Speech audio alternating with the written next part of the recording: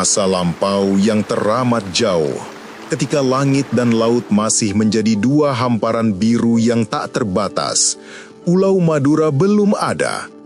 Bagi para pelayar kuno yang gagah berani mengarungi samudra yang ganas, Madura hanyalah sebuah misteri. Mereka hanya melihat puncak-puncak tanah yang menjulang tinggi, bak punuk-punuk raksasa yang muncul dari kedalaman air. Kini kita mengenalnya sebagai bukit-bukit seperti Gunung Geger di Bangkalan atau Gunung Pajudan di Sumeneb. Kadang, saat air laut surut, terlihatlah daratan yang datar, namun seiring pasangnya gelombang, daratan itu kembali tenggelam, seolah ditelan lautan. Madura kala itu adalah serpihan-serpihan daratan yang hidup dalam tarikan napas samudra, tersembunyi dan muncul, menanti takdirnya untuk menjadi sebuah pulau utuh. Namun, takdir Madura tak pernah terpisah dari gejolak di tanah Jawa. Sebuah kisah lain, tak kalah agung dan mengerikan, menjadi kunci bagi kelahiran Madura yang sesungguhnya. Di ambang abad ke-10 Masehi, sekitar tahun 929 Masehi, tanah Jawa Tengah diselimuti oleh bekas luka baru.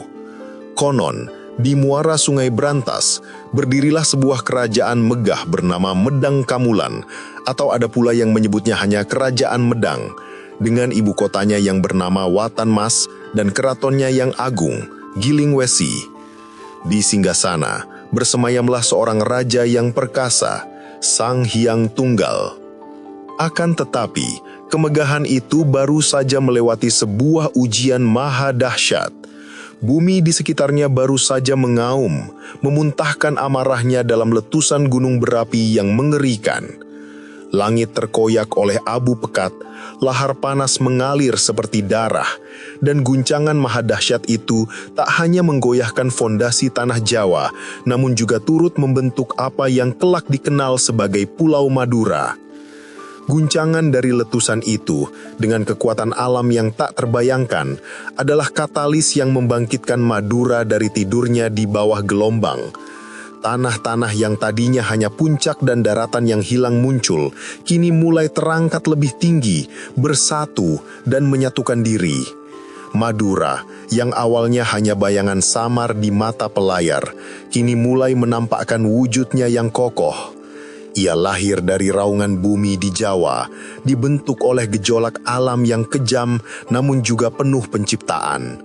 Sejak saat itu, sejarah Madura tak akan pernah lepas dari takdir yang terukir di tanah Jawa, sebuah ikatan purba yang terbentuk dari api dan air, dari letusan gunung dan tarikan napas samudra. Di jantung kerajaan Medang Kamulan, di keraton Gilingwesi yang megah, hiduplah seorang putri raja yang memesona, Putri Bendorogung. Ia adalah permata hati Raja Sang Hyang Tunggal, seorang gadis suci yang kehidupannya diliputi kemuliaan. Namun, suatu malam, takdir sang putri berubah. Ia mengalami mimpi yang luar biasa. Rembulan purnama yang bersinar benderang seolah turun dari langit, perlahan-lahan masuk ke dalam tubuhnya, meresap ke dalam jiwanya. Tak lama berselang, keajaiban sekaligus misteri menyelimuti istana. Putri Bendorogung, sang gadis suci, mendapati dirinya hamil. Istana gempar, Raja Sang Hyang Tunggal diliputi amarah yang membara. Aib, siapakah lelaki yang berani menodai putrinya? Berkali-kali sang raja mendesak putrinya untuk menyebutkan siapa ayah dari janin yang dikandungnya. Namun, Putri Bendorogung hanya bisa diam. Bibirnya terkunci oleh rahasia yang tak bisa ia ungkapkan.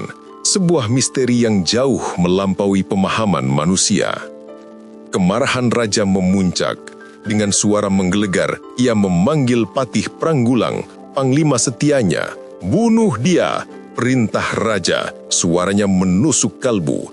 Bawa kepalanya sebagai bukti kesetiaanmu. Jika kau gagal, jangan pernah kembali ke kerajaan ini. Jabatanmu kucabut. Patih Pranggulang, seorang hamba setia yang hatinya teriris, tak punya pilihan selain menuruti titah raja. Dengan langkah berat, ia membawa Putri Bendorogung yang hamil ke tengah hutan belantara, tempat di mana kehampaan dan kesunyian menjadi saksi bisu. Di bawah bayang-bayang pepohonan yang menjulang, Patih menghunus pedangnya. Bilah baja itu berkilat dingin, siap mengakhiri sebuah kehidupan yang tak bersalah. Namun, saat ujung pedang mendekati leher sang putri, keajaiban tak terduga terjadi. Pedang itu tiba-tiba melesat dari genggamannya, jatuh terhempas ke tanah, seolah menolak untuk melaksanakan perintah kejam itu. Patih Pranggulang terkejut, namun ia menganggapnya hanya sebagai kecelakaan. Ia mencobanya lagi, keyakinan mulai goyah. Lagi-lagi, pedang itu menolak, seolah ada kekuatan tak kasat mata yang melindunginya. Untuk ketiga kalinya, dengan tangan gemetar, sang Patih mengulang. Dan untuk ketiga kalinya pula, pedang itu jatuh terlepas dari genggamannya. Duduklah Patih Pranggulang, pikirannya berkecamuk. 3 kali, ini bukan kecelakaan biasa. Ia memandang Putri Bendorogung, matanya yang teduh menyiratkan kesucian yang tak tergoyahkan.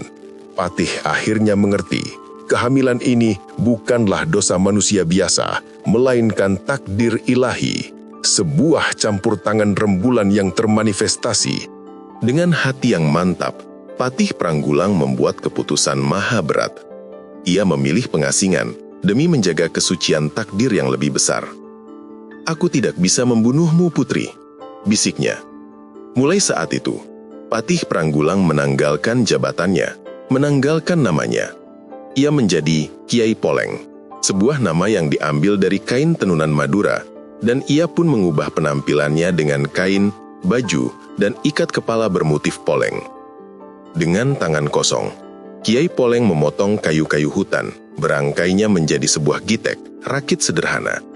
Dengan berat hati, ia mendudukkan Putri Bendorogung yang hamil di atas gitek itu, dan dengan sebuah tendangan lembut namun penuh makna, ia mendorong gitek itu ke arah Madu Oro, pojok menuju hamparan luas samudra. Sang putri pun terombang-ambing di lautan lepas, menuju takdir yang belum terungkap. Dari sinilah, sebagian kisah menuturkan, nama Madura bermula. Sebuah pulau yang lahir dari pengorbanan, dari misteri ilahi, dan dari sebuah perjalanan takdir yang tak terduga. Namun, ada pula yang berpendapat lain. Nama Madura berasal dari lemah Duro, tanah yang tidak sesungguhnya. Sebuah tanah yang kadang terlihat saat air surut, namun lenyap ditelan gelombang saat air pasang, seolah ia adalah negeri impian yang muncul dan menghilang dalam napas lautan. Terombang-ambing di lautan luas, rakit sederhana itu terus berlayar mengikuti arus takdir.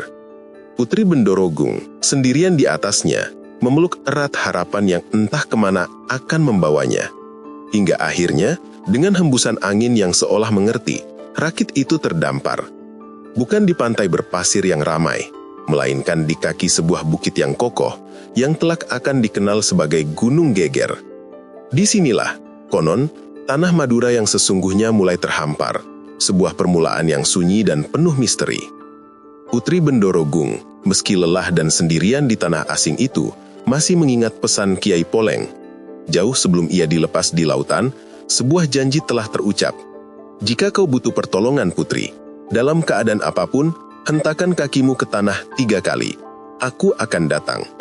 Janji itu kini menjadi satu-satunya pegangan hidupnya. Ia mencari perlindungan di bawah teduhnya pohon pelasa, dengan daun-daunnya yang halus dan rimbun. Seolah sang alam sendiri menyediakan pelukan. Pohon itu, yang kini semakin langka namun daunnya pernah menjadi pembungkus petis, menjadi satu-satunya saksi bisu kesendiriannya di awal peradaban. Waktu berlalu dalam kesendirian, hingga suatu ketika, rasa sakit yang luar biasa mencengkram perut sang putri. Kontraksi hebat menyerang, rasa sakit yang belum pernah ia rasakan sebelumnya. Ia tahu, saatnya telah tiba. Dengan sisa tenaga dan secercah harapan, ia menghentakkan kakinya ke tanah. 1. Rasa sakit semakin menjadi. 2. Air mata mengalir deras di pipinya yang pucat, memanggil pertolongan yang hanya bisa datang dari janji gaib. 3. 3 hentakan, memanggil janji yang terucap di bibir Kiai Poleng, menembus dimensi, membelah kesunyian alam. Dan seolah mantra purba telah bekerja, dari balik pepohonan muncullah sosok Kiai Poleng. Bukan dengan langkah biasa, melainkan seperti muncul dari ketiadaan, dengan kain poleng khasnya yang beriak ditiup angin. Mata Kiai Poleng memancarkan ketenangan, melihat derita sang putri yang kini berada di ambang kehidupan baru. Dalam balutan kesakitan dan ketegangan, di bawah bimbingan Kiai Poleng, lahirlah seorang bayi laki-laki. Wajahnya rupawan, bersih, seolah membawa cahaya dari rembulan yang pernah bersarang di rahim ibunya. Bayi itu diberi nama Raden Sagoro, sang putra laut, karena ia lahir di tepi lautan di tengah misteri yang tak terpecahkan. Setelah memastikan sang ibu dan bayi selamat, Kiai Poleng sekali lagi menghilang kembali ke alam misterinya. Ia tak lagi terlihat setiap hari, namun sesekali sosoknya akan muncul, menjaga dan mengawasi keluarga baru ini. Keluarga inilah Putri Bendorogung dan Raden Sagoro yang menjadi cikal bakal, akar mula, dan darah pertama yang mengalir di tanah Madura. Dari kesendirian, dari janji yang terucap, dari letusan gunung berapi di Jawa, dan dari kelahiran di bawah naungan Bukit Geger, lahirlah sebuah peradaban baru di pulau yang kini kita kenal sebagai Madura. Cahaya purnama di Geger dan ujian sang putra laut. Waktu bergulir di Gunung Geger. Dari puncak bukit itu, Putri Bendorogung dan putranya, Raden Sagoro, menjalani hari-hari dalam kesederhanaan, namun diliputi berkah yang tak terduga. Alkisah para pelaut dari berbagai penjuru Nusantara dalam pelayaran malam mereka melintasi samudra yang gelap seringkali dibuat takjub oleh sebuah fenomena. Dari arah Gunung Geger, tempat tinggal ibu dan anak itu, memancar cahaya yang amat terang benderang, bak rembulan purnama yang turun ke bumi menembus pekatnya malam. Para pelaut itu, yang sering tersesat atau berhadapan dengan badai, mulai meyakini cahaya itu sebagai pertanda keberuntungan. Jika pelayaran kami berhasil, jika dagangan kami laku keras, atau jika kami selamat dari amukan badai, janji mereka di tengah gelombang, kami akan berlabuh di Geger ini, mengadakan selamatan dan memberikan persembahan kepada sang cahaya penuntun. Dan sungguh, banyak di antara mereka yang maksudnya terkabul. Gunung Geger pun tak lagi sunyi. Perahu-perahu berlabuh di pantainya, membawa para pedagang yang gembira memenuhi janji mereka. Mereka mencari sumber cahaya itu dan mendapati hanya seorang ibu dengan putranya yang masih kecil. Tak ada lagi yang lain. Maka hadiah-hadiah dari para pelaut yang berlayar jauh itu berlimpah ruah untuk Putri Bendorogung dan Raden Sagoro, menjadi rezeki tak terduga yang menopang hidup mereka. Raden Sagoro tumbuh menjadi bocah kecil yang lincah dan penasaran. Ketika usianya baru menginjak 2 tahun, ia suka bermain di bibir pantai, mengejar ombak yang memecah, tak menyadari betapa istimewanya ia. Hingga suatu sore, saat ia asik bermain di pasir, air laut di hadapannya mulai bergolak aneh. Dari kedalaman yang gelap, muncul 2 bayangan raksasa. Semakin dekat, wujud itu semakin jelas. 2 ekor ular naga yang luar biasa besar, sisiknya berkilauan, matanya memancarkan kekuatan purba. Ketakutan mencekik Raden Sagoro. Dengan jeritan histeris, ia berlari sekencang-kencangnya menuju ibunya. Air mata membanjiri wajahnya. "Ibu, naga besar!" Putri Bendorogung yang terkejut mencoba menenangkan putranya. Namun kengerian di mata Raden Sagoro begitu nyata. Tanpa ragu, ia menghentakkan kakinya ke tanah, memanggil Kiai Poleng.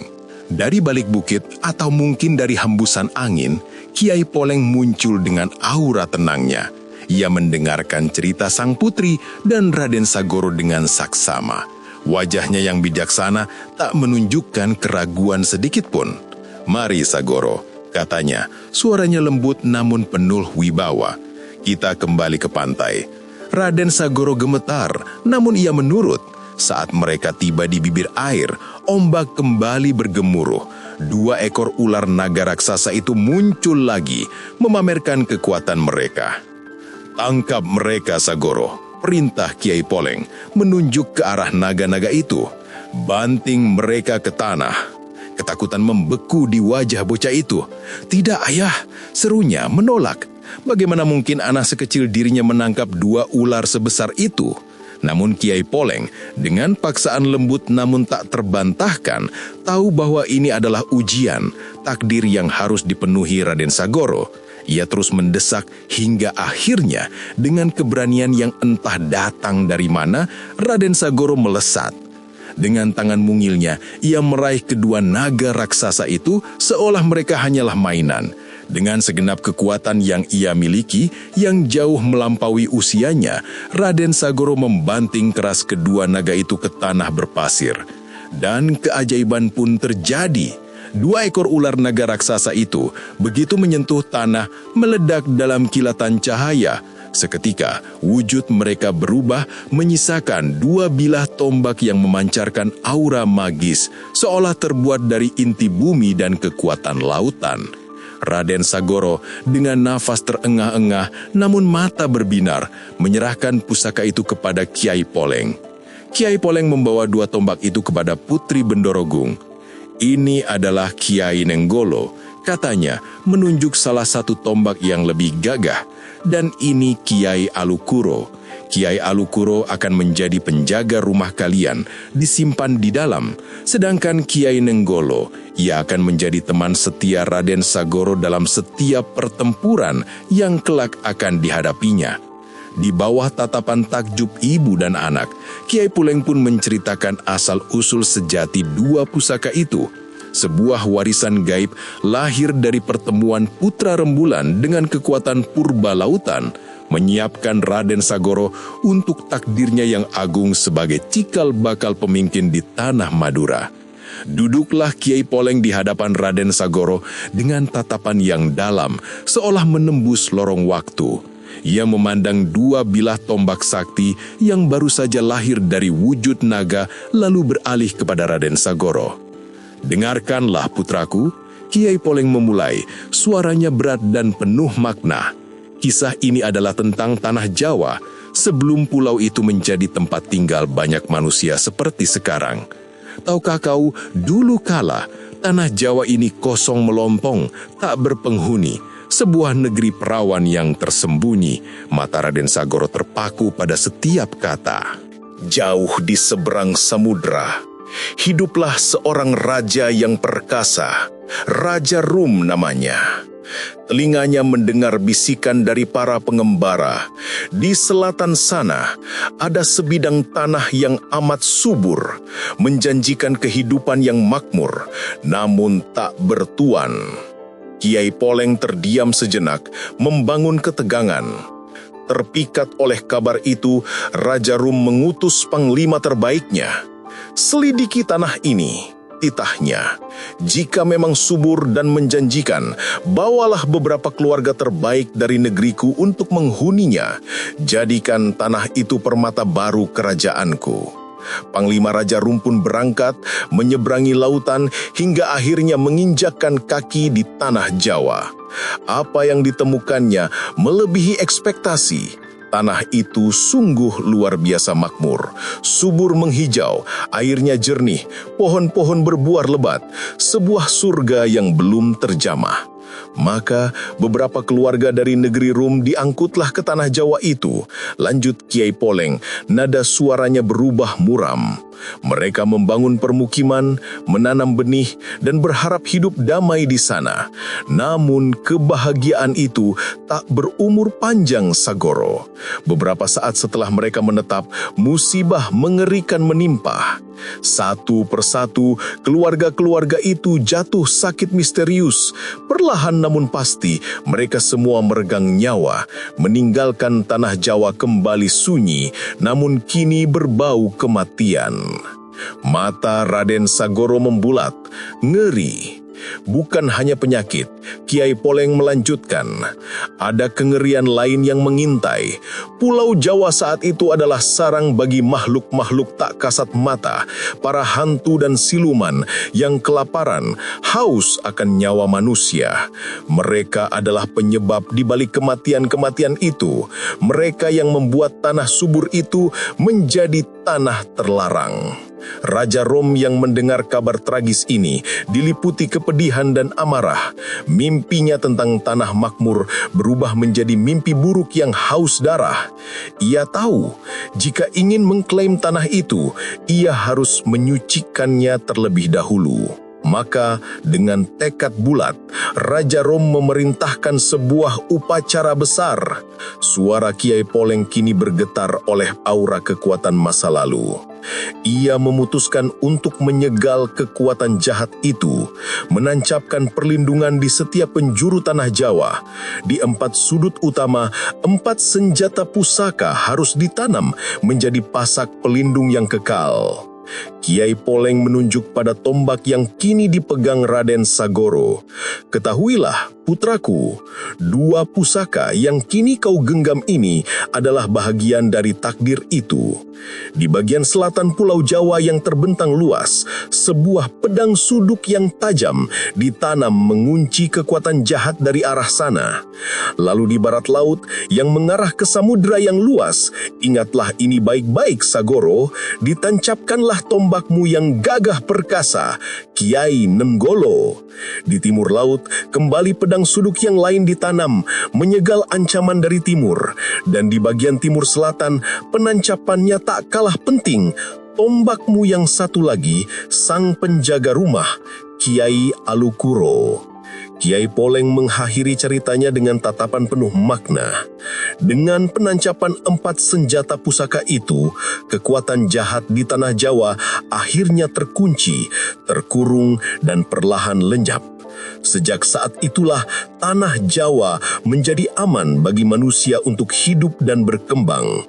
Dan kedua tombak yang kini kau miliki, Raden Sagoro, adalah warisan dari pertarungan epik itu. Mereka bukan hanya senjata, tetapi simbol perlindungan dan kekuatan yang telah menyucikan sebuah pulau.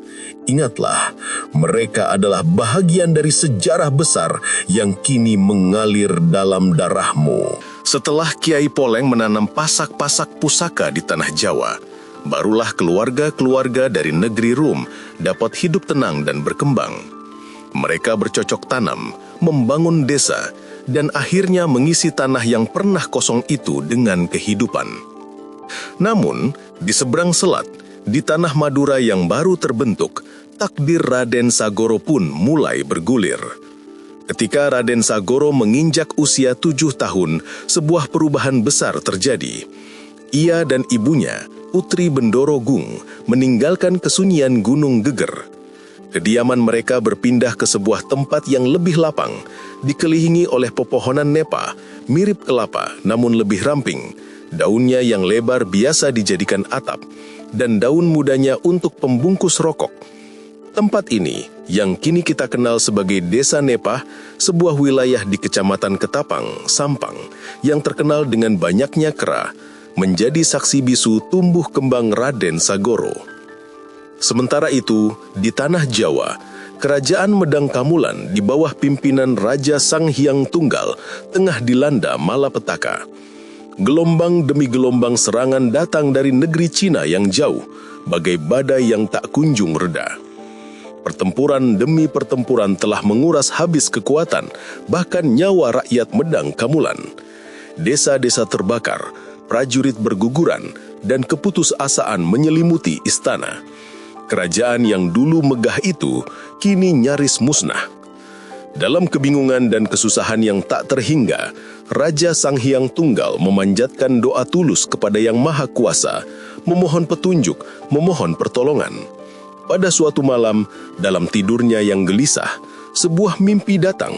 Sesosok orang tua yang bijaksana muncul, berkata dengan suara gaib, "Wahai Raja, di sebuah pulau bernama Madu Oro atau Lemah Duro, hiduplah seorang anak muda bernama Raden Sagoro.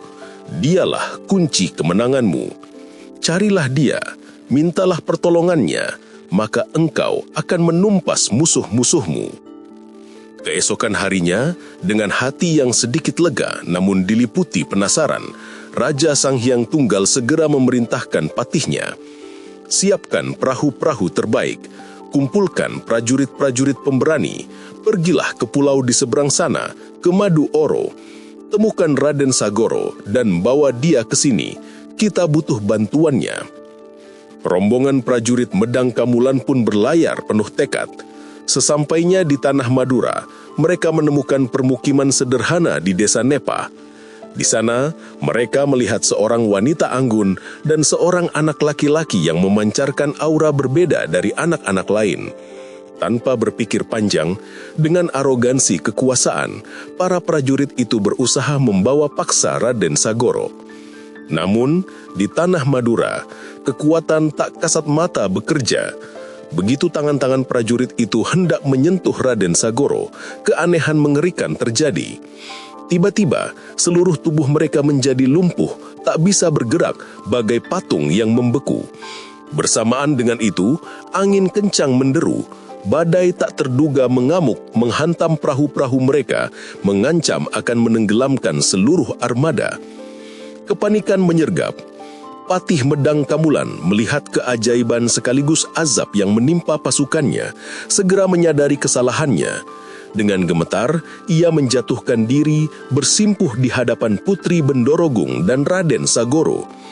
Ampun Paduka Putri, ampun Raden, kami tidak tahu, kami hanya menjalankan perintah Raja. Mohon ampuni kelancangan kami. Putri Bendorogung dengan wajah tenang memanggil Kiai Poleng. Dan seperti biasa, Kiai Poleng muncul dari ketiadaan dengan aura misteriusnya. Setelah mendengar seluruh cerita dan permohonan Patih, Kiai Poleng mengangguk.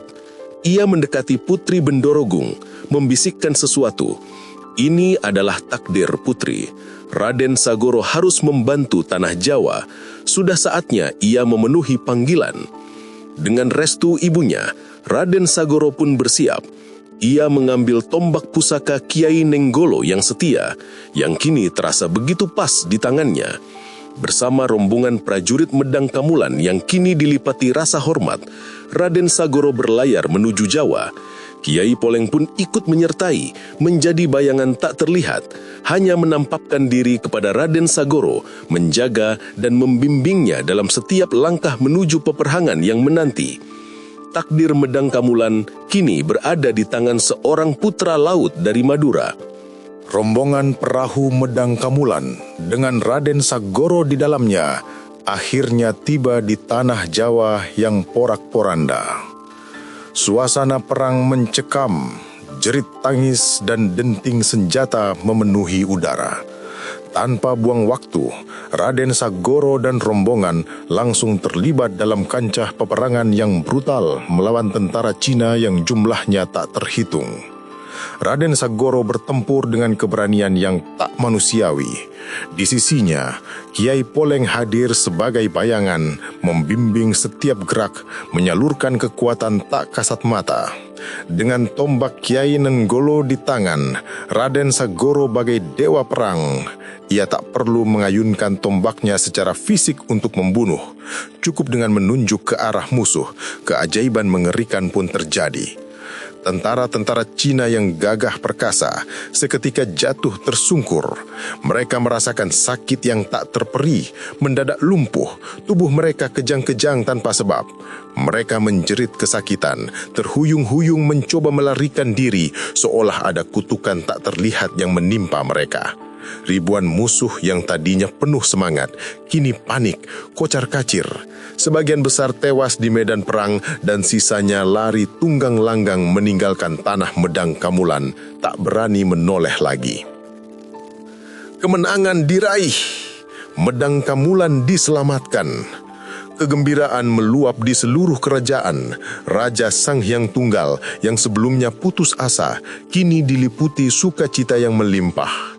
Sebuah pesta besar-besaran pun digelar, merayakan kemenangan etik itu. Di hadapan seluruh rakyat dan prajurit, Raja Sang Hyang Tunggal memberikan penghormatan tertinggi kepada Raden Sagoro. Ia bukan hanya pahlawan, melainkan penyelamat kerajaan. Sebagai tanda kehormatan dan pengakuan atas keberaniannya, Raja menganugerahkan gelar agung kepadanya, Tumenggung Gebimet. Hati Raja Sang Hyang Tunggal terpikat oleh pemuda luar biasa ini. Selain keberaniannya, aura gaib Raden Sagoro memikat Raja. Raja berkeinginan besar untuk menjadikan Raden Sagoro sebagai menantu, mempererat ikatan dengan penyelamat kerajaannya. Maka setelah pesta usai, Raja Sang Hyang Tunggal mengutus Raden Sagoro kembali ke Madura dengan diiringi patihnya dan prajurit-prajurit pilihan. Mereka membawa serta surat ucapan terima kasih tulus dari Raja kepada Ibunda Raden Sagoro. Sebelum berangkat, Sang Hyang Tunggal sempat bertanya kepada Raden Sagoro, "Wahai Tumenggung Gebimet, siapakah sebenarnya ayahandamu yang perkasa itu? Aku ingin tahu siapa yang melahirkan seorang putra sehebat dirimu." Raden Sagoro yang selama ini hanya mengenal Kiai Poleng sebagai sosok gaib yang membimbingnya dan selalu diajarkan bahwa ayahnya adalah rembulan yang masuk ke tubuh ibunya, menjawab dengan jujur, "Hamba akan menanyakan hal itu kepada ibunda hamba, Baginda Raja." Setibanya rombongan di desa Nepah Madura, setelah para prajurit Medang Kamulan kembali ke Jawa, Raden Sagoro segera menghadap ibunya, Putri Bendorogung. Dengan antusias, ia menceritakan kemenangan besar di Jawa dan pertanyaan Raja tentang ayahnya. "Ibu," Raja bertanya, "siapakah ayahku?" Putri Bendorogung mendengar pertanyaan itu, seketika dilanda kebingungan dan kepanikan yang mendalam. Rahasia yang selama ini ia simpan rapat, yang bahkan tak pernah ia ungkapkan kepada Raja di Jawa, kini harus ia hadapi. Ia telah berjanji pada Kiai Poleng untuk menjaga rahasia itu. Sebuah rahasia yang melibatkan kekuatan alam dan takdir ilahi. Namun, desakan polos dari putranya, serta tekanan dari pertanyaan Raja Sang Hyang Tunggal membuatnya goyah. Dalam keputusasaan dan kebingungan yang tak tertahankan, terucaplah sebuah jawaban yang fatal dari bibirnya. Ayahmu adalah seorang siluman." Dan saat kata siluman itu terucap, seolah mantra purba telah dilanggar. Sebuah keajaiban sekaligus tragedi mengerikan terjadi. Seketika itu juga, tanpa peringatan, Putri Bendorogung, Raden Sagoro, dan seluruh keraton mereka, rumah Nepah yang sederhana namun penuh sejarah, lenyap dalam sekejap. Mereka tak meninggalkan jejak, tak meninggalkan abu, tak meninggalkan apapun. Mereka telah muksa, menghilang ke alam gaib, seolah ditarik kembali oleh kekuatan rembulan dan lautan yang melahirkan mereka. Madura yang baru saja menemukan pahlawannya, kini diliputi duka dan misteri. Sang penyelamat tanah Jawa, sang putra laut dan ibundanya yang suci, lenyap begitu saja, meninggalkan pertanyaan abadi tentang asal-usul, takdir dan kekuatan rahasia yang membentuk Pulau Madura. Demikianlah kisah Raden Sagoro, sang putra rembulan dan lautan, yang menjadi awal mula penduduk dan cikal bakal kebesaran tanah Madura. Namun, para tetua bijak di Madura memandang kepergian mereka bukan sebagai akhir, melainkan sebagai sebuah puncak kebijaksanaan dan keadilan ilahi. Raden Sagoro, putra yang lahir dari misteri, telah menunaikan sebuah balasan yang agung. Ia membalas kehinaan yang pernah menimpa ibunya, penghinaan yang datang dari kakeknya sendiri, Raja Sang Hyang Tunggal. Bukan dengan dendam, melainkan dengan kebaikan yang luar biasa, menyelamatkan kerajaan sang kakek dari kehancuran di ambang musnah. Sebuah pengorbanan dan bantuan yang tak ternilai harganya, membalas perbuatan buruk dengan kebaikan tertinggi. Konon, setelah muksa, Raden Sagoro tak lenyap begitu saja. Sebagai seorang siluman yang bersemayam dalam kekuatan gaib, takdirnya terus berlanjut di alam yang berbeda. Hatinya yang terikat pada samudra membuatnya bertemu dengan ratu penguasa laut selatan yang legendaris, Nyi Roro Kidul. Dan mereka pun mengikat janji suci, memperkuat ikatan Raden Sagoro dengan kekuatan-kekuatan alam yang perkasa. Namun, warisannya di dunia nyata tak sirna. Beberapa tahun kemudian, Kiai Nenggolo yang gagah dan Kiai Alukuro yang melindungi. Kedua tombak sakti itu tak ikut menghilang. Mereka diamanahkan oleh Raden Sagoro kepada seorang kesatria pilihan, Pangeran Demang Palakaran, atau yang akrab disebut Kiai Demong dari desa Pelakaran. Pangeran inilah yang kelak menjadi Bupati Arusbaya di Bangkalan, membawa serta pusaka-pusaka gaib itu sebagai lambang kekuasaan dan perlindungan. Hingga detik ini, kedua tombak itu diyakini masih menjadi pusaka kebanggaan dan pelindung kerajaan Bangkalan, simbol kekuasaan yang diwariskan dari garis keturunan gaib.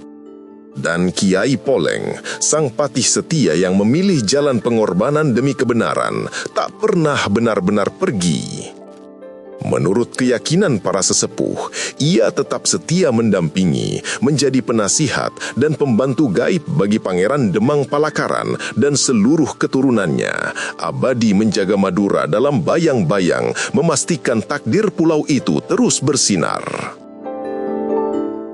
Maka, kisah Madura adalah kisah tentang takdir, pengorbanan, dan pusaka yang melintasi zaman. Sebuah narasi tentang kelahiran, pengkhianatan, penebusan, dan warisan spiritual yang terus bersemayam dalam ingatan dan kepercayaan masyarakatnya, membentuk identitas sebuah pulau yang kokoh namun penuh misteri.